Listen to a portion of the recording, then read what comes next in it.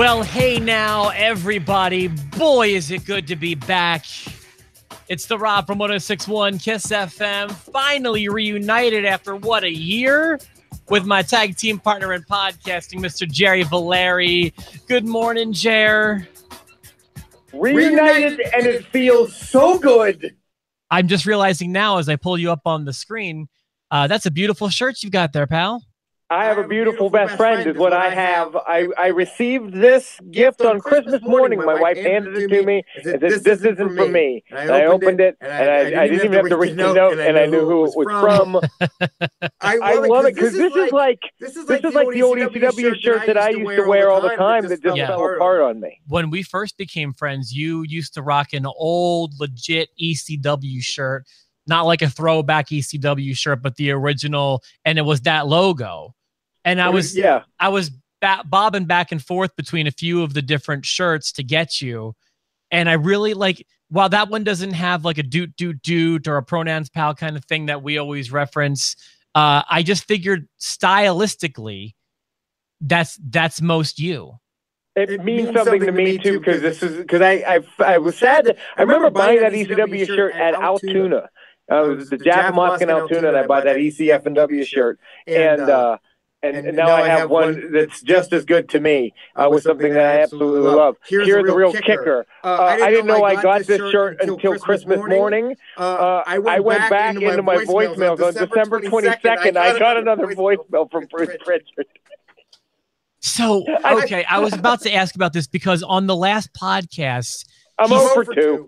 He said that he made all of his phone calls, and when I heard that, I was totally peeing my pants because I'm like, oh no. So wait a minute. So let me ask the timeline here. So I hear during, because I started listening to, after Christmas, I was listening to I forget which podcast it was, but probably Gold Dust. I was listening to Gold Dust. That's the one. And he said, if you order now, I'm going to make all my calls before Christmas Eve. Right.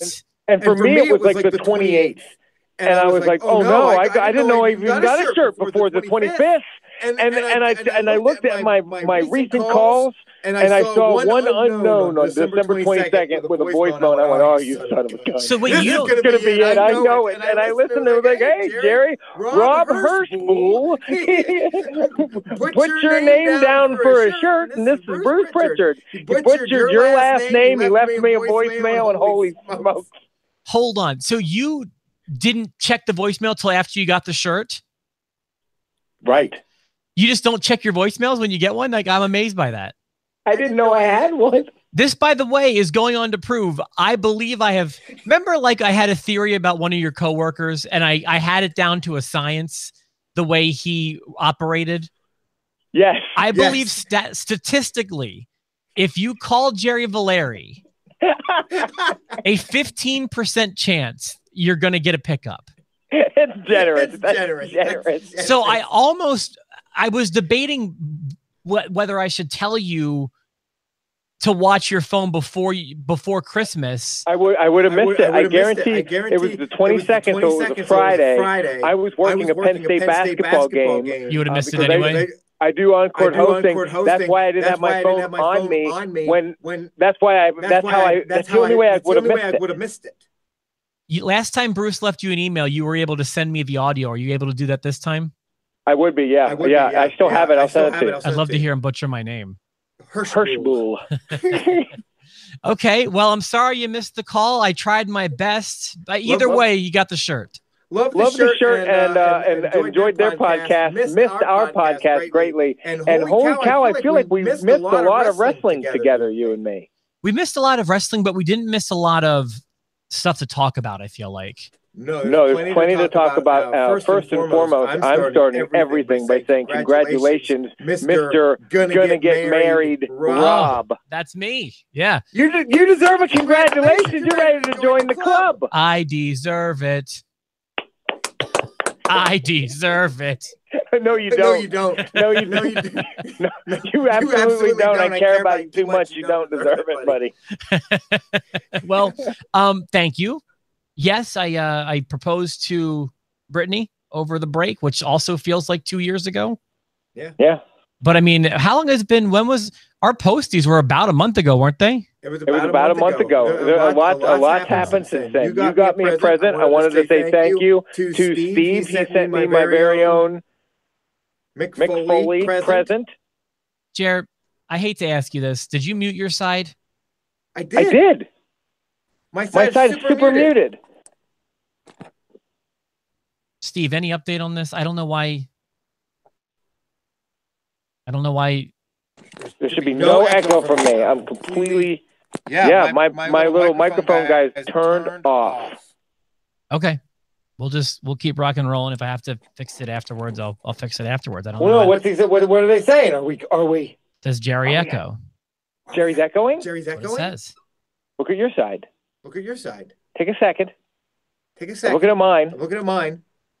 My mic is muted. Muted. Volume down. Volume down. Yeah, I've got the same way over here. Yeah, we should be good. I don't know what the issue is. God darn it. All right, it's all right. 2018 already off to a bang. Any update on that, Steve? Did anything change? Is it like the real bad echo too? Is it like the one where it's totally distracting? Just stop and then start over. Can you update me, Steve, please? Because it's gonna distract me totally. And I do appreciate letting me know if it's bad, because I can't figure out any reason why it wouldn't be working. We need to know. We need to know. I'll keep looking for that update. But thank you for acknowledging that. And it's busy time for us. Busy time for us right now, because we're trying to do some. Let's see. It says the stadium echo. Son of a B! There's no reason for that. None. Would it be better if I just turned my phone off completely and you didn't even see me? Maybe. Or maybe try reconnecting. I go from iPhone speaker to iPhone, like always. I turn the volume all the way down. And Steve, even though we do get frustrated, but not at you, we appreciate the heads up. No, not frustrated at Steve at all. In fact, without Steve, we would have done the whole thing. Yeah. There's a lot I want to get into with wrestling. Yeah, we have a lot to cover. But my opinion, everyone tunes it out because I'm like Stadium Echo guy, and I hate it. All right, I'm just going to kill the call then. Okay, we'll just. Do I kill the call or do I kill the video? No, keep the call. The call's where the audio's originating. So, yes. I'm sorry, bud. You know what? With the posties, we reconnected you and it worked. All right. Let's do it. I'll try that then. Welcome to 2018, everybody. Hey, this was not a resolution that we made. Okay. We did not make. So, Steve, I'm assuming now that Jerry's out, he can't possibly be echoing. Is that a safe bet? This is my life. We're doing it live. F it, we'll do it live. I'm telling you, this is what being married's like, so be ready. It's as annoying as this? Oh, buddy. That's what I don't want it to get more annoying. I want it to get less annoying. I mean, it'll be nice. It'll be great. You're gonna be good. Okay, I appreciate that vote of confidence. All right, so here I am. All right, Jared's back. Now hold on. There'll be an echo at first. Yeah, there will be. All right, I just muted. Now there shouldn't be, and now I should be good. All right, let's see what the verdict is. The first podcast this year will just be seeing if Jerry's echoing. So if it doesn't work this time, I'm sorry. We just gotta dump. I'm sorry. I'm curious if we maybe just kill the whole thing and then start over, because no one will listen to 15 minutes of us talking with an echo to get to the part where I stop echoing. I could put a note in there, skip to 15-minute mark. Gee. All right. Let's chat about Raw. Let's talk about Raw. You want to jump right to Raw? Or do you want to talk about anything from the break? Do you want to talk about Jared, we're echoing. Let's just dump it out. Sorry. God darn. And gone. Okay, so I should not be echoing any longer because now I'm on my phone. Steve, if you could give me one last confirmation on that, that'd be fantastic. Because if that's what's echoing, then it's got to be your end. That's true. Yes, because you're that's correct. But Steve, if you just would confirm, I'd really, really appreciate it. Where did you want to start, Jer? I want your opinion on Alpha versus Omega. Jericho. Steve said it fixed it. Okay, good. Jericho, Kenny Omega. Everyone's screaming and losing their minds over it again. I did something that I very rarely do, and I not only watched the match, the independent match, but I also watched all the hype leading up to it. I've been following the hype through the Wrestling Observer newsletter, which does sound awesome. I've been sent the match several times. I intend to watch it, but I have not gotten around to watching it yet. I've heard it's not 5 stars. I've heard it's good, not great.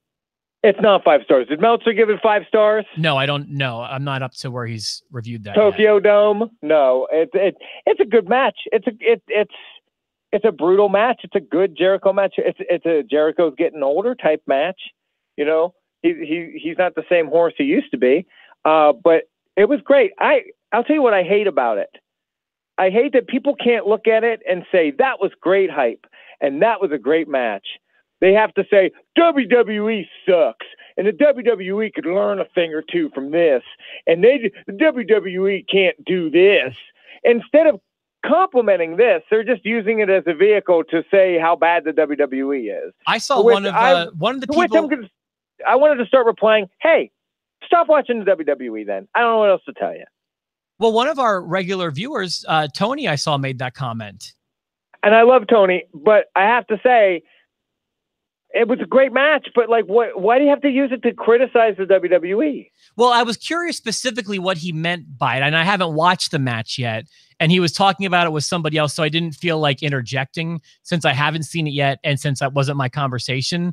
But I was curious what specifically he meant by that. I think a lot of people think that the WWE can't create the same kind of buzz and can't create the same kind of magic that you get with matches in different promotions, Ring of Honor, New Japan, and whatnot. Correct. And I think Matt Hardy and Broken Woken Matt Hardy is a good example of what people were pointing to, because last night was a joke. And the people that loved the Broken gimmick are starting to hate the Woken gimmick. Well, here's the thing, Jared. You're right about this aspect of it is, you're right. Well, WWE wouldn't be able to do that story because WWE is full of mainstream stars. So if it were two, WWE guys, it wouldn't feel special. The what made that special was that it happened in Japan, or that it happened in an independent promotion. And that's part of it. Like, there are so many examples of WWE booking angles similar to that. Returning star comes back for, whether you want to talk about the press conference. I don't know which aspect Tony was talking about, and I'm not saying he's wrong. I'm curious. And if you're watching this, Tony, leave us a comment. What couldn't WWE do? I'm curious, like Jerry is. Fair? I think that's fair. And that's all I wanted to say about that. Okay. Should I watch it or give it a star if you don't mind? I'm terrible at this. I'd say 4 stars because I really enjoyed the match. I thought it was a great match to watch. Omega is every bit potentially the best wrestler in the world right now. And Jericho's one of my favorites of all time. So, I was going to enjoy this. Okay. Is there anything else from the break you wanted to mention? Or do you want to get into the more modern stuff? We can just get into the modern stuff. You covered it in that episode where you were what grinds your gears, and I agreed with almost everything you said, and especially the one that, and we saw an example of it last night, where the big announcement is, I'm going to join the Royal Rumble. Thanks, Samoa Joe. We kind of figured. And that was right after one of the women did the very same thing. We figured you were going to join the Royal Rumble, Samoa Joe. It's worth an announcement if Kurt Angle is going to join the Royal Rumble. Yeah. Then that's an announcement. If Paul Heyman's going to jump in, yes, sure, that's an announcement. If it's someone we don't expect to show up, that's an announcement. And the women, just keep your mouths shut. There's 15 of you that aren't champions. We need 15 more. All of you are going to be in We it. know every single one of you is booked for the Women's Royal Rumble. And man, I'm going to have Rumble fatigue come the Royal Rumble. I'm going to have Rumble fatigue. Ugh. I'm not excited about that aspect of it. Although I think it's going to be the Ronda Rousey night when that all goes down. They're booking a lot of matches before and in between the two actual Royal Rumbles. Like, I don't know how long this is going to be. This is going to be another 4 or 5 hours. They're going to make me hate the Rumble, and that's my favorite pay-per-view of the year. Yeah, me too, but I don't want two of them. And to be honest with you, really the only fun part of the Rumble is, counting down, and then there's like that long period of time between number 30 and the winner is kind of dull.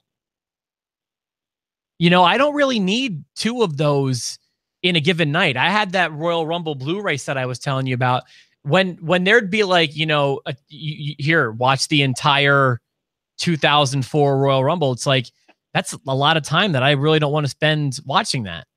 Yeah. The middle rounds are tough. So that was my thought about that. Also, I gotta be honest with you, a little underwhelmed in the undercard. Brock, Strowman, and Kane. I'd be more interested if it was one-on-one with either one of them. There's no doubt in my mind as to what the outcome of that match is going to be. Yeah, I mean, for me, not only do I know who's going to win, but because of the triple threat and who's in it, I know who's going to be the one that takes the loss. Yeah, and likewise with SmackDown, I'm totally confused by this handicap championship match. And it's the same feeling, the same sentiment in that if it were AJ versus Sami Zayn, I'd be cool. If it were AJ versus Kevin Owens, I'd be cool. I don't care so much about the handicap stipulation. I don't think I want it. No, not at all. We'll cover it more tomorrow when we cover SmackDown, but I'm just confused in general by how they're writing the whole thing on SmackDown. They've got a natural, over-the-top babyface in Daniel Bryan advocating for two heels, and all it's doing is bringing them all to the middle. Then they've got who I think is a natural heel, because I think people are getting sick of Shane McMahon with his heel tendencies, working on behalf of the super over face AJ Styles, and it's kind of bringing them to the middle, and it's watering the whole thing down. They've got the teams screwed up. Yeah, it is frustrating writing on the SmackDown side. Because everybody's booing Kevin Owens, but they're cheering Daniel Bryan, and they don't know what to do. It is. Yeah, it's strangely booked. And plus it's like, I'm not loving Daniel Bryan or Shane McMahon. Like, to me, there's no one I'm really clinging to. I'm just frustrated. I'm confused. I'm going to save it because that's really all we're going to talk about tomorrow is me bitching about those guys. Okay. Let's talk about some notes I took from Raw. Raw felt long again, as it always does. I guess I must have missed Finn Balor's heel turn. They acknowledged that it happened last week, but I don't remember it happening, him reuniting with the club. I didn't realize it was a heel turn. I thought, if anything, it was a Gallows and Anderson face turn. But I guess it's a heel turn. Well, if they're feuding with the Shield and the Shield's really over as baby faces, exactly. And that was my indication today. I was like, oh, okay. But this could be the shot in the arm Finn needs, because Finn needs something, man. Finn's floundering hardcore. Absolutely. I think that this is the shot in the arm that all three of them need. But they need to give them a Bálor Club entrance and not two separate entrances. Yeah, you're right about that. And then speaking of entrances and new entrances, then there's Matt Hardy. And so I'm a little happy to hear. It sounds like you agree with my take on Matt Hardy. Did you see the episode where I was by myself, or did you not watch that one? I watched everything you did while I was gone. I kind of shot hard on Hardy, and I'm still in the same spot in that I want to like it. I've always heard these great things. I was really, really hopeful this character would come over so I'd get a chance to be exposed to what everyone has been saying is so fantastic. And then this happens. I don't see. I liked the new music. I thought, okay, that fits. But then it's the same old video screen, Hardy Boys and the Hardy Boys shot and the old logo and the purple and the green and it didn't fit. Like, it's like they got halfway through his new entrance and they were like, this will do. And then they throw him out with new music and a new look, but the same old entrance video and the same colors and lighting scheme. And I thought that was sloppy and poorly done. Yeah, I mean, they could work on that over time and they could fix that entrance. But what I'm worried about is, why am I not connecting with the character that so many wrestling fans, at least at one point in time, really connected with? Yeah, I'm telling you, if they can't get Broken Matt Hardy and Bray Wyatt, if they can't get that fight over, then the writing staff should be ashamed of themselves. Well, is it the writing staff, or is it, my understanding is Matt's kind of doing his own thing and they're kind of letting him do his own thing? Well, then it's too slow. It's too slow, and I keep hearing that the Broken character has other characters, like a butler, and his wife shows up, and he's riding horses around the compound, and we need to see more of that, is what we need. Man, I don't even know if I want to see all that. I don't know. I really want to like it, but I haven't yet. So, all right, we spent enough time on Matt. I spent a lot of time talking about him when you weren't here. And what do you think about Jason Jordan? And like, I kind of like the role that they have him in as being. He wants to be part of the Shield. He thinks he's one of the cool kids, and he keeps screwing everything up. But if anything, it's becoming crystal clear how not suited he is for this position. Okay, I have thoughts about Jason Jordan. I'm glad you asked. My thoughts about Jason Jordan were, he was a very, very failed face experiment. And then for like a week or two, they went full-blown heel with him.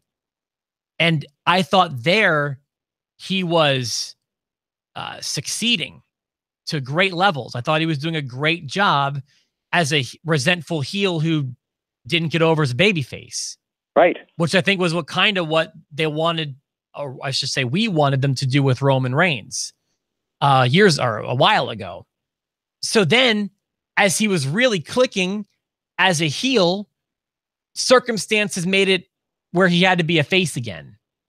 And I hope that where we wind up with him is as a successful heel, as opposed to the floundering babyface. You told me at the house show, the main event had the Shield, but Jason Jordan was part of it. How was he received in Evansville?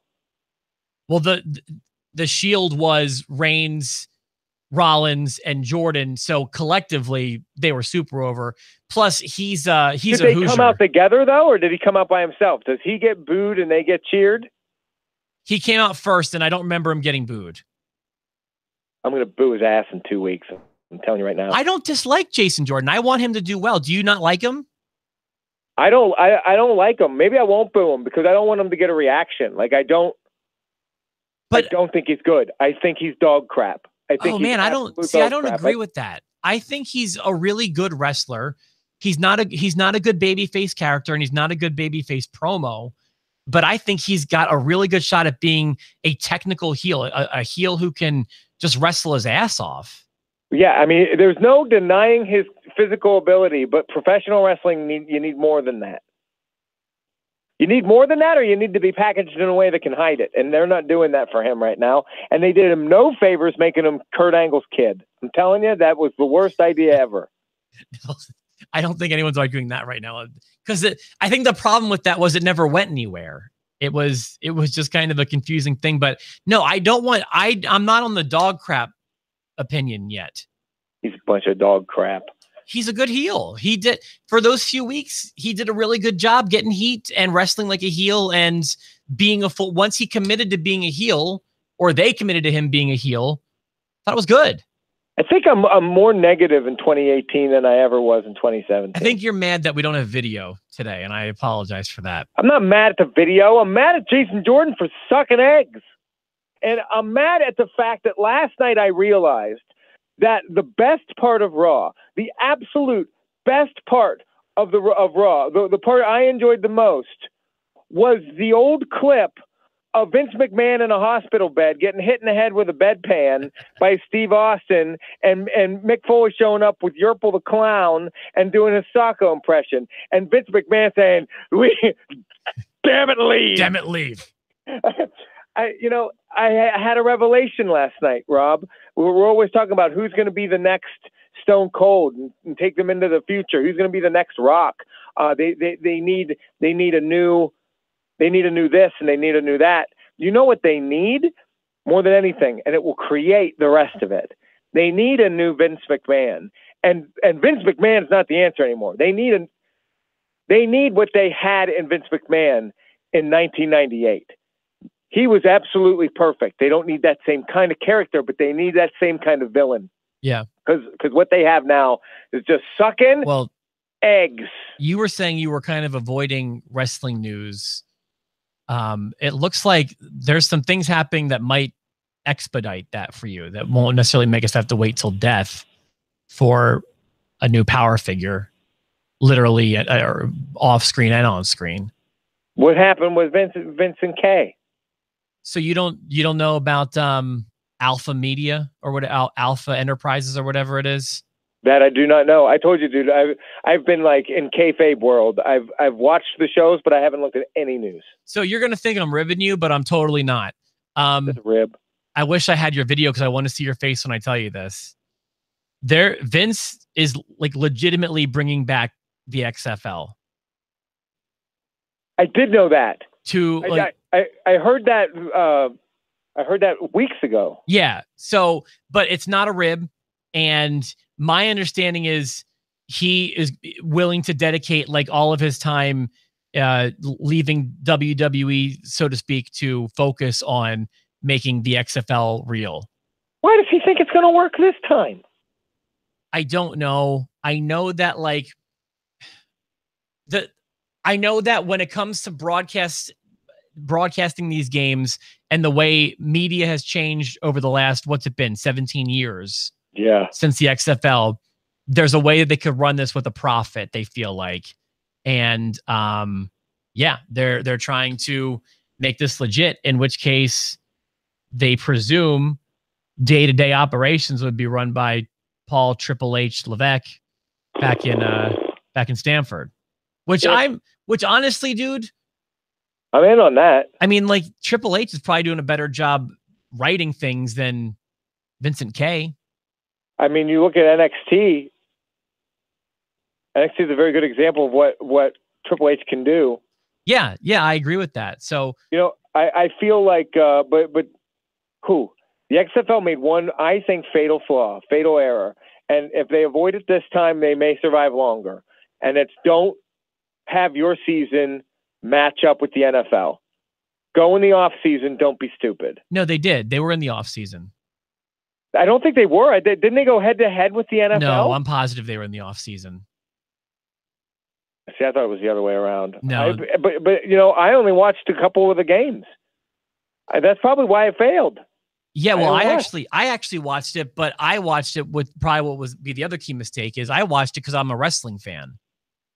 And I was a wrestling fan that also was a football fan and didn't get into it. If that's not trouble for him, I don't know what was. But they also feel like with all the attention they've gotten from the national anthem and just the still being the no fun league kind of thing, that they just feel now's the time to maybe strike on the NFL. Yikes. So yeah, so there's that. I had a few more notes from Raw, if you don't mind. Yeah, I mean, there's a big thing we haven't talked about yet. Go for it. Well, I'll just go in order. I noticed that they started shooting Elias more seriously, and by that I mean they're using like fading shots and like panning shots, almost like an episode of MTV Unplugged. Yeah. So I thought that was interesting that I feel like they're taking him more seriously. I meant to check the news this morning. Is Enzo legit hurt? Do you know? I don't know, but if he's not, he sold that really well. That was my note. If he's working, which I still don't know, that was well done. Well done. So there was that. Well, while we're talking, I'll check. Okay, yeah, I'm curious. Although I mean, no matter what you find is not 100%. And even if you find it on WWE, it's not 100%. Well, no, I'm not going to find it there.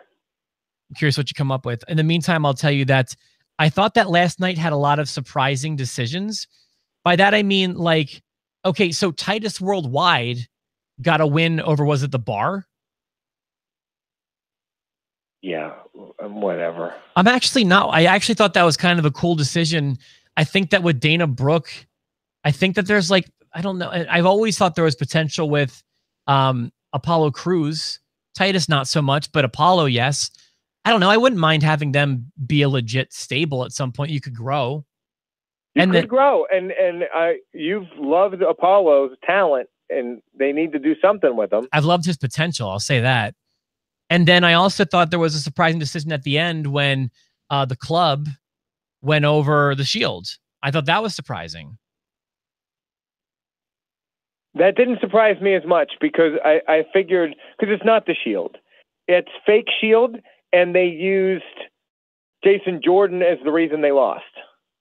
Either way, I still thought it was, I was certainly not expecting that decision. And then finally, I just mean in my last point about surprising booking, for the first time, while she wasn't defeated, Asuka looked weak on the main roster, which is good. Yeah, you got to do that. You have to do that at some point.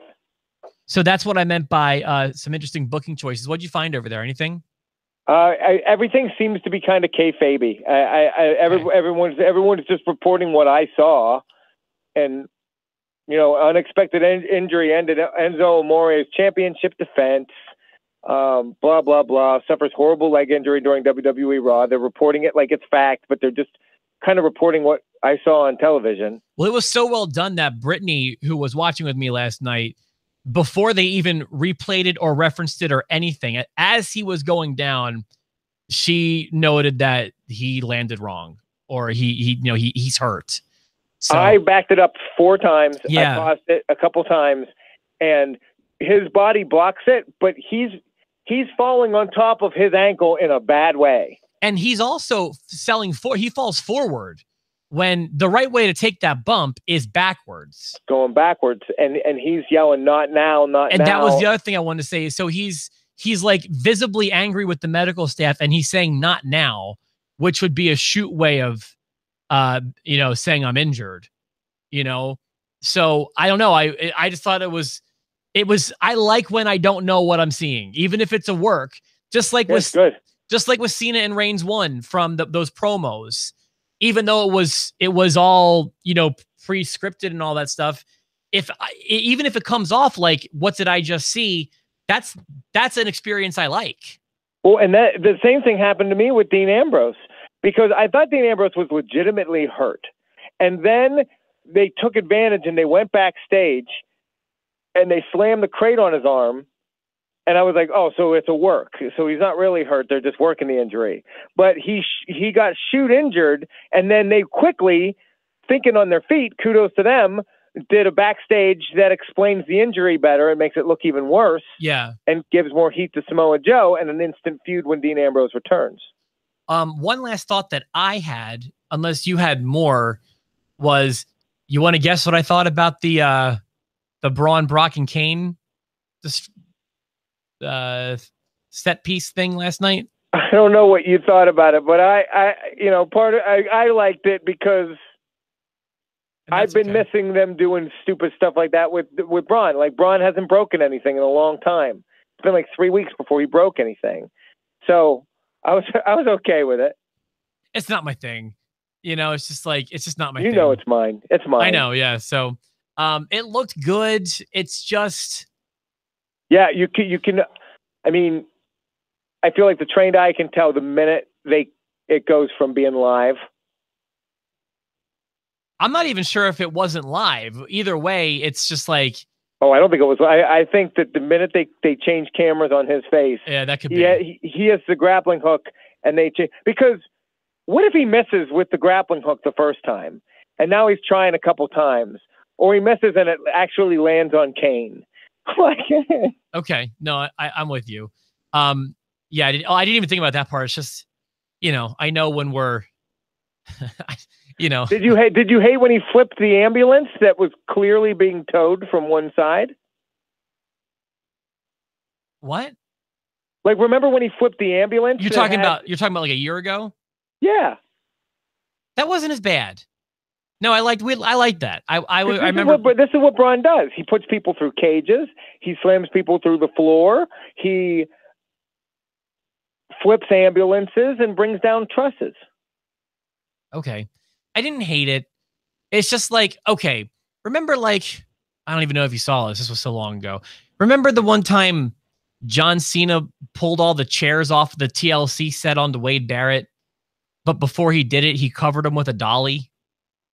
Yeah. I don't know. So when I know this isn't the same comparison, I just knew they were safe. So it's like, it was hard for me to get invested, I guess. They did it differently this year when Kane did it to Braun, and they just didn't show the chairs landing. Yeah, all that stuff's better. Although another thing I meant to mention on that, what was that? That was that a Raw or was that a pay-per-view? Tables, ladders, and chairs. Yeah, the only thing I didn't like about it was that there was a camera conveniently set up to record it. You know, but I'm a stickler, I guess. You are a stickler. You're stick in the mud. What you are. Hey, you're the cranky one, 2018. I am cranky. I am cranky today. I'm going to be crankier tomorrow because I've hated SmackDown every time I've watched it for like the last 6 episodes. SmackDown won last week, but it wasn't a great episode. No, and I love Kevin Owens. Love him. And okay. I'm sick of it. Well, we will try to get things worked out. You know what? I think let me try a different computer tomorrow. I have no idea what the problem is. Why, if you're muting your phone, you're muting it through the app, right? Yeah, everything's muted. I don't know why that would possibly be happening. It's driving, but I know it distracted me today, and I apologize for that. But welcome to 2018, everybody. It's just like 2017. Well, Jer's back, and I'm real glad that you're back, Jer. I really missed you. SmackDown recap tomorrow, and we'll figure out if we'll have a 3rd episode this week. We haven't even really chatted about that. But we'll get to you guys tomorrow with a SmackDown recap, and we've really got a lot of SmackDown to recap, no matter what, because there's been so many episodes since we've talked about it. Yeah, but it's all the same story. It's all Shane McMahon and Daniel Bryan. Yeah, there's really just one story happening on that show. It's a shame. It is a shame. It's a shame, but they have the right champion finally, I think. All right, anything else from Raw you want to mention, or should I shut things down today? You can shut it down. I told you the best part that happened from Raw was them showing a clip of Raw in 1998. I really wish I could wave bye to you because I miss you, but I can feel it in my heart. I feel it in my heart.